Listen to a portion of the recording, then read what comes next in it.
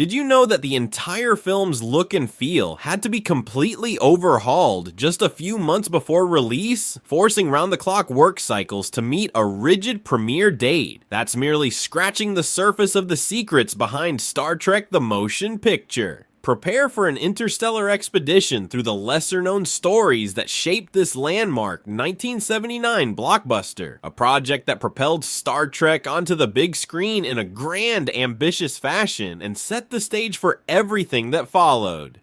To truly grasp how it all came together and why it still resonates, let's warp into 30 behind-the-scenes facts that might just blow your mind. 1. The film was never supposed to be a film at all. Its origins lie in a proposed television series called Star Trek Phase 2, which was intended to revive the franchise after syndication had boosted its popularity. Executives at Paramount initially saw Phase 2 as their ticket to capturing loyal Star Trek fans on a weekly basis. However, the massive box office triumph of Star Wars, 1977, and the critical success of Close Encounters of the Third Kind, 1977, convinced them that sci-fi was bankable on the silver screen. Overnight, what began as a modest TV project transformed into a big-budget cinematic venture, bringing new challenges to every department, from building larger, more detailed sets to crafting effects worthy of the big screen. The abrupt switch left cast and crew scrambling. Scripts meant for hour-long episodes had to be expanded, and the design teams were suddenly dealing with movie-level scope and scale. 2. Gene Roddenberry, the creator of Star Trek, was notorious for incessant script rewrites. Even seasoned production hands were stunned to see new pages of dialogue and fresh scene directions materializing every morning, sometimes delivered under dressing room doors before the actors had even finished breakfast. Roddenberry had a very specific vision of what Star Trek should be: cerebral, contemplative, and full of cosmic wonder. Yet Paramount wanted something capable of competing in a rapidly evolving sci-fi marketplace that now included action-packed blockbusters. These conflicting goals led to chaos on set, with actors often memorizing lines that would be tossed out an hour later. This frenetic process also impacted the budget, as changing sets, costumes, and effect shots mid-production added costs that kept spiraling higher. 3. Leonard Nimoy almost didn't return as Spock, a detail that could have altered the entire direction of the franchise. Initially, he had legal and financial disputes with Paramount tied to the unauthorized use of his image in merchandise during the show's reruns. Consequently, Nimoy was reluctant to step back into Spock's shoes until these issues were resolved. For a time, the producers seriously considered introducing a different Vulcan character to fill the calm, logical first officer role. The mere thought of a Star Trek film without the signature interplay between Kirk, Spock, and McCoy sounded sacrilegious to fans, but it was shockingly close to reality. Eventually, the studio settled with Nimoy, and the production breathed a huge sigh of relief. Spock's late addition, however, meant quick rewrites to incorporate scenes like his collinear ritual on Vulcan, an aspect that highlights how close we were to a Spockless Enterprise. 4. In the midst of Star Wars mania, the producers of Star Trek the Motion Picture deliberately chose a more cerebral storyline to differentiate themselves from George Lucas's space opera. Paramount wanted to prove that there was room for different brands of sci-fi spectacle, one more introspective and philosophical. The plot, focusing on a colossal machine intelligence searching for its creator, was emblematic of Roddenberry's preference for big ideas over laser battles. While some audience members and critics found the film's pace ponderous, others applauded its thematic heft. In truth, this carefully chosen direction set the tone for the franchise's eventual expansion into series like The Next Generation and Deep Space Nine, which also frequently emphasized moral and existential questions. Love it or hate it, the film's slower, more contemplative approach was a deliberate statement. Sci-fi could be about more than just action figures and pew-pew laser fights. 5. The original visual effects team, Robert Abel and Associates, was respected for their cutting-edge work on commercials, blending artistry with high-tech wizardry, but feature filmmaking proved to be another beast entirely. The company found itself overwhelmed by the complexity complexities of producing the near-constant barrage of effects shots required for a giant sci-fi epic. Missed deadlines became common, and the budget soared as they tried to iron out problems on the fly.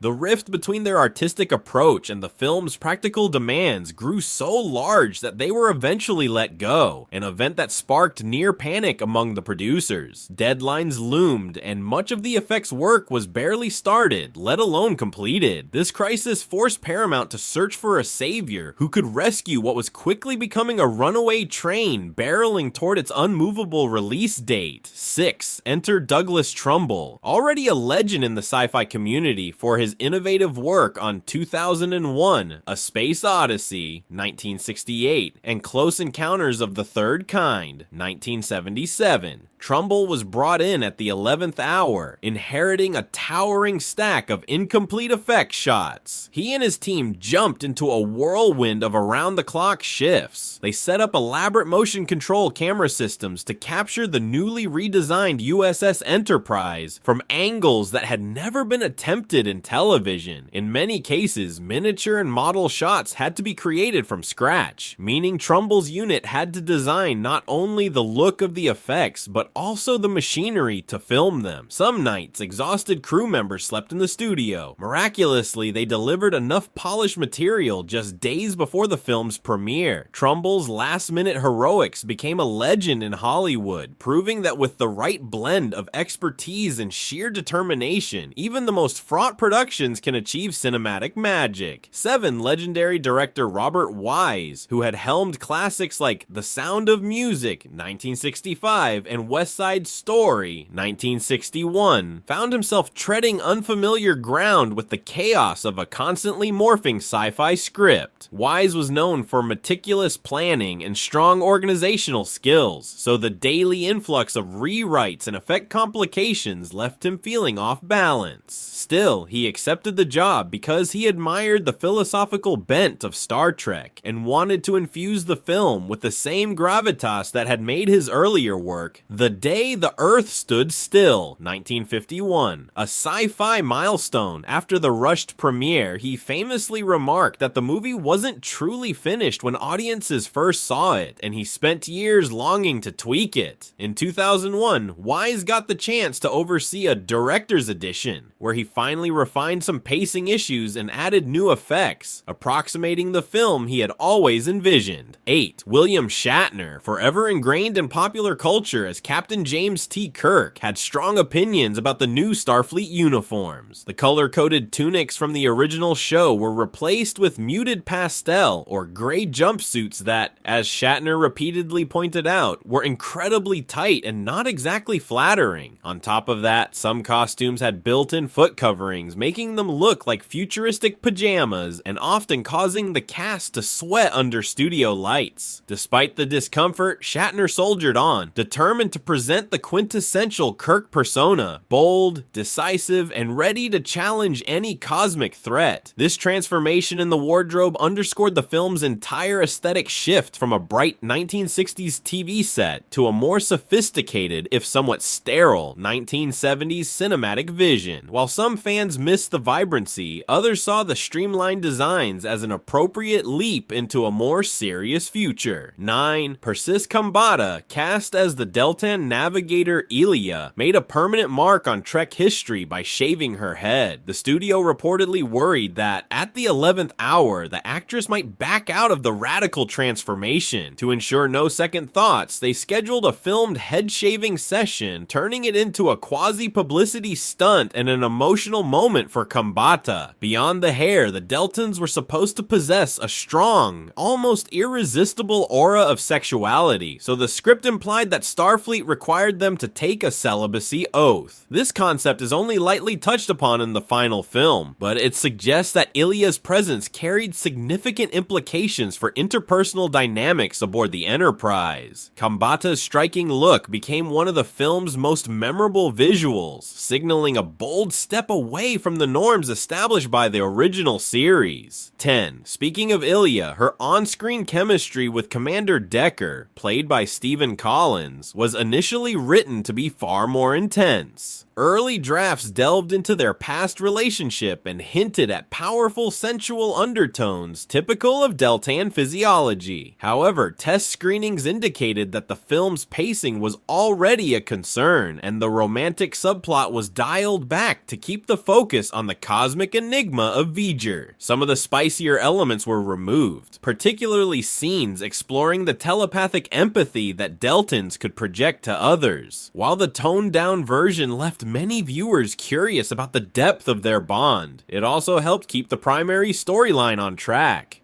11. Gene Roddenberry drew heavy inspiration for the film's story from NASA's Voyager program, leading to the concept that the lost Voyager 6 probe could evolve into Voyager, an all-powerful being searching for its creator. At the time, NASA was enthusiastically celebrating the real-life Voyager probes, which were sending stunning images back from Jupiter and Saturn. Rumors abound that dedicated fans even called NASA to inquire if Voyager 6 truly existed and had gone missing. 12. One of the film's most memorable sequences is the protracted beauty pass showcasing the newly refitted USS Enterprise. Director Robert Wise insisted on an extended, almost reverential reveal, feeling that fans, deprived of seeing their beloved starship for a decade, would relish every gliding second. Critics labeled it self-indulgent, complaining it dragged down the film's momentum. However, many Trek enthusiasts found the moment emotionally resonant, as if reuniting with an old friend decked out in a sleek new design. Behind the scenes, this sequence took a remarkable amount of time to shoot. Cinematographers painstakingly set up specialized lighting rigs to highlight the hull's gleaming surfaces and subtle details. The resulting shots, coupled with Jerry Goldsmith's swelling score, produced an almost spiritual moment, encapsulating Star Trek's blend of technology,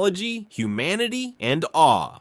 13. The official budget for Star Trek the Motion Picture ballooned to around $45 million, a staggering sum in 1979 that placed it among the most expensive productions of its era. A major cause was the production's convoluted genesis. Costs incurred during the aborted Phase 2 TV series were rolled directly into the film's accounts. Constantly shifting directions, new set builds, repeated costume redesigns, and the last-minute hiring of Douglas Trumbull's team all contributed to the mounting expenses. Paramount pinned its hopes on the enthusiasm of a massive fan base to recoup these costs. Although the film did manage a respectable worldwide gross, many within the industry questioned whether the final product justified such an astronomical budget. 14. Studio executives were seriously preparing to slash Spock's role if negotiations with Leonard Nimoy fell through. One rumor holds that they had a contingency plan for Son of Spock, a character who would embody Vulcan logic while referencing Spock's legacy. This drastic measure showcased just how determined they were to move forward with or without Nimoy. Had that come to pass, the entire series of films, indeed the entire franchise, might have taken a drastically different path. Spock's dynamic with Kirk and McCoy has always been a core element of Star Trek's identity, so removing him would have been like removing a cornerstone from a building. Thankfully, cooler heads and balanced contracts prevailed, avoiding a scenario that might have alienated legions of fans.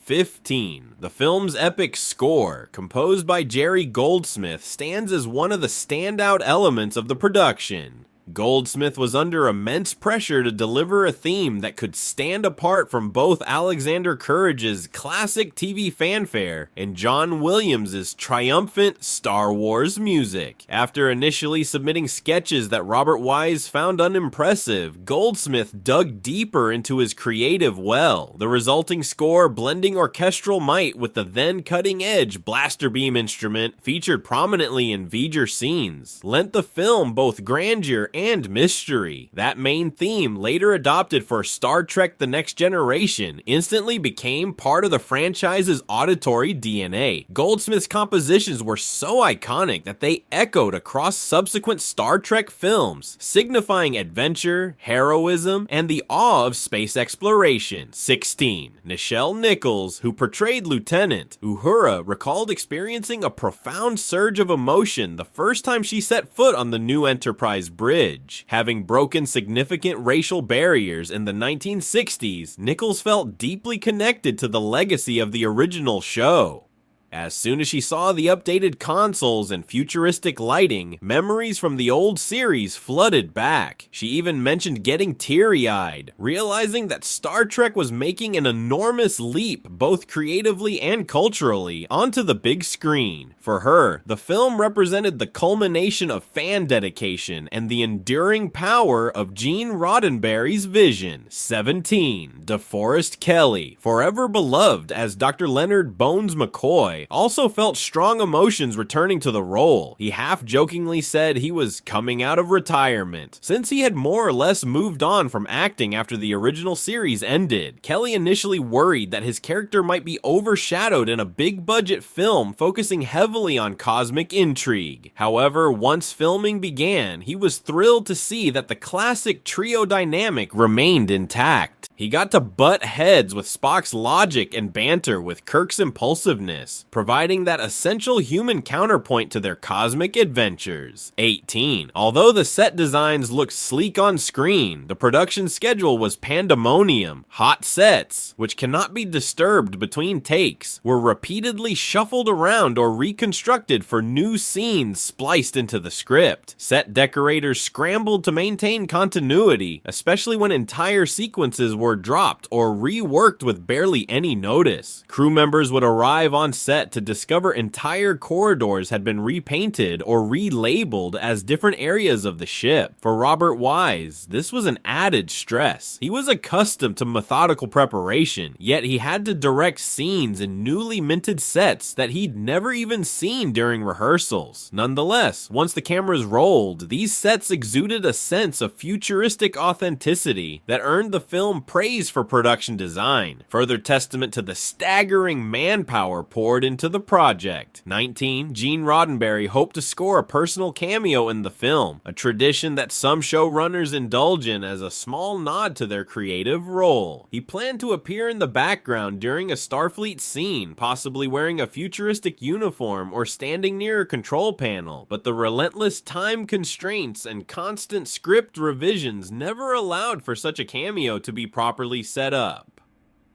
A rumor persists that a reflective piece of equipment on set briefly reveals Roddenberry's face behind the camera, though no one has conclusively verified this. Whether or not he sneaked into a frame, Roddenberry's fingerprints were all over the film, from its thematic focus to its last-minute script notes, so a cameo might have been redundant. 20. In the chaotic transition from Phase 2 to the motion picture, some crew members initially hired for the TV series found themselves abruptly let go, replaced by Hollywood veterans with feature film credits. This caused tension within the production and left a sense of betrayal among the disenfranchised staff who'd been passionate about rebooting Star Trek for television. Robert Wise, known for his genteel demeanor, tried to assuage hurt feelings and unify the newly formed team. Despite the turbulence, many of the people who stayed on contributed innovative ideas, ensuring the sets, costumes, and effects rose to cinematic standards. 21. Costume designer Robert Fletcher fought tooth and nail to preserve at least some vibrant colors in the Starfleet uniforms. From the start, Paramount's higher-ups wanted a more adult look, believing the bright reds, blues, and yellows of the 1960s series might appear dated on a giant movie screen. Fletcher proposed strategic color accents or subtle patterns that would nod to the original show without overtaking the more sophisticated tone. However, those ideas were mostly overridden, leading to a predominantly beige and gray palette. Fletcher later confided he wasn't entirely pleased with how these lighter hues photographed, often making the cast appear washed out. Still, the uniforms were undeniably futuristic, marking a tangible shift away from 1960s TV sensibilities. 22. Filming the interior of the Enterprise took place on brand new sets engineered to be modular. These corridor pieces could be rearranged to create distinct hallways, sickbay wings, transporter rooms, or even portions of the wreck deck. While this saved money and space, it also caused confusion among the cast. They sometimes joked that they'd walk through a door expecting the captain's quarters and wind up in the engine room. The sets, designed by experts like Harold Michelson, gave the Enterprise a sleek, more realistic feel with enclosed overhead lighting and swirling futuristic patterns that contributed to the sense of advanced 23rd century technology. Even with the frantic schedule, the final result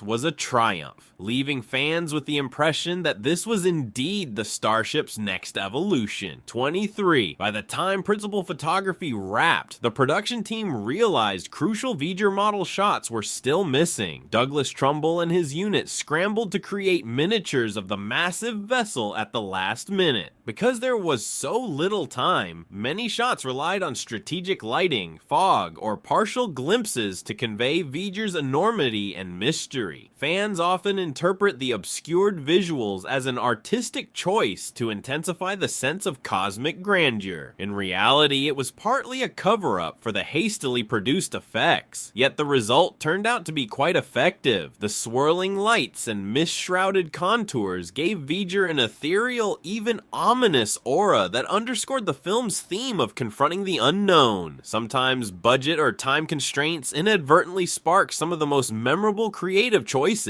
24. Walter Koenig, who returned as the enthusiastic Pavel Chekhov, felt a personal responsibility to bridge the gap between the original series and the new film era. Koenig had been one of the younger cast members in the 60s, often portrayed as the plucky ensign. Now, a decade later, he was stepping back into Chekhov's shoes in a setting that dwarfed anything the show had ever attempted. Koenig embraced the challenge, eager to see how the more expansive sets, bigger budget, and advanced effects would transform the franchise he loved. Off camera, he encouraged fans to keep an open mind about the film's emphasis on wonder and exploration, predicting that Star Trek's new scale might take some getting used to. He was right. Viewers were split on the cinematic style, but over time, his optimism was validated as the franchise continued to expand and evolve. 25. Marketing the film wasn't easy, especially given the towering shadow of Star Wars, which was still enthralling audiences. Paramount pushed promotional efforts into overdrive only in the final months, blanketing major cities with billboards featuring the iconic poster art and cryptic glimpses of the redesigned Enterprise. TV spots tried to emphasize that Star Trek was back with a grand new cinematic look, yet they had to walk a fine line, promising enough action to appeal to the average moviegoer, while also reassuring longtime Trekkies that the philosophical essence of Roddenberry's universe remained intact. Although it never reached the pop cultural frenzy of Star Wars, the film did manage to carve out its own space in the holiday movie season, thanks in part to fervent fan anticipation built up over a decade of conventions and reruns. 26. Some fans criticized the motion picture for lacking the trademark humor that had peppered the original series. Roddenberry's early drafts had indeed included more comedic beats, especially in the banter between McCoy and Spock. But once Paramount decided on a more serious tone to differentiate from Star Wars, many lighter moments were excised or scaled down. This approach left some audience members longing for the warmth and wit they remembered from 1960s episodes. On the other hand, supporters of the new direction argued that the franchise had matured, aiming for an epic, almost operatic style. Ultimately, subsequent films like The Wrath of Khan found a more balanced approach, blending seriousness with lighter, character-driven humor that many fans felt was closer to classic Trek.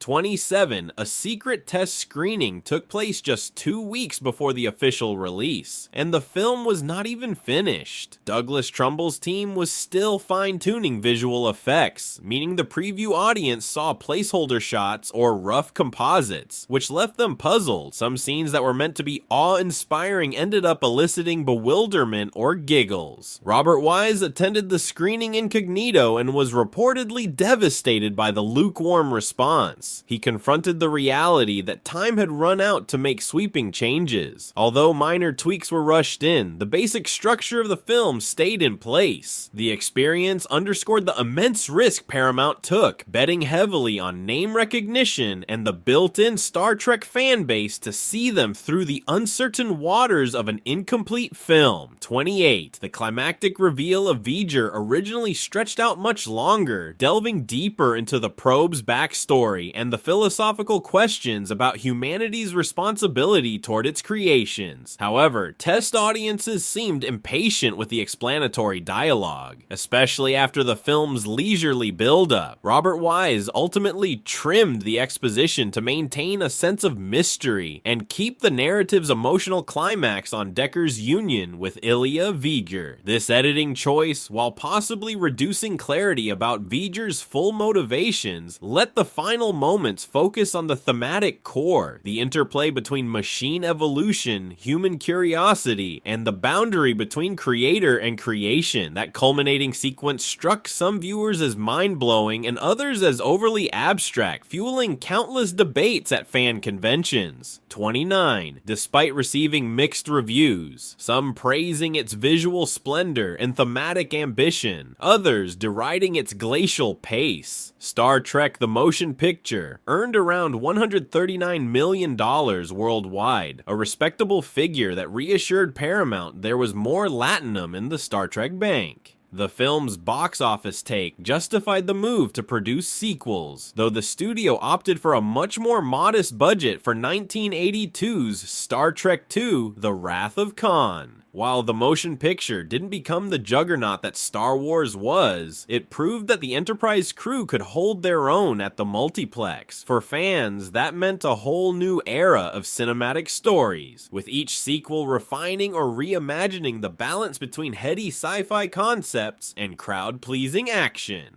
30. Ace and crew would describe Star Trek the Motion Picture as the film that shouldn't have worked but did. Leonard Nimoy in particular pointed out in interviews that the production had teetered on the brink of disaster multiple times. Yet the sheer resilience of everyone involved, the cast's loyalty to the franchise, Wise's determination to create something profound, and the remarkable efforts of the visual effects teams ultimately launched Star Trek onto the big screen in grand style. Although many fans continued to debate the film's pacing and whether it sacrificed character interplay for spectacle, no one can deny the historical significance of this cinematic gamble. It paved the way for the sprawling tapestry of Trek that followed, from acclaimed sequels to TV spin-offs that continue to shape science fiction culture. These stories capture more than just a tumultuous production. They shine a light on the passion, ambition, and sometimes sheer desperation that forged a watershed moment in sci-fi cinema. Friendships formed amid the chaos would sustain the cast and crew through 5 more films together, eventually handing the baton to new generations of storytellers. Disputes about pacing or the amount of special effects remain hot topics among Trek enthusiasts, but the legacy of Star Trek the Motion Picture is undeniable. It made a bold statement that Star Trek could thrive in theaters, not just on TV, and in doing so, it helped usher in the modern age of science fiction franchises. Voyager's quest to find its creator echoed the film's own journey to find its identity, a grand, visually arresting testament to imagination, risk-taking, and that core belief that humanity's future among the stars should be filled with wonder. So the next time you feel the swell of Jerry Goldsmith's majestic score, or watch the Enterprise glide through cosmic vistas, remember the sleepless nights, last-ditch rethinks, and unwavering faith that brought this cinematic dream to life, and of course, never stop boldly going where no one has gone before.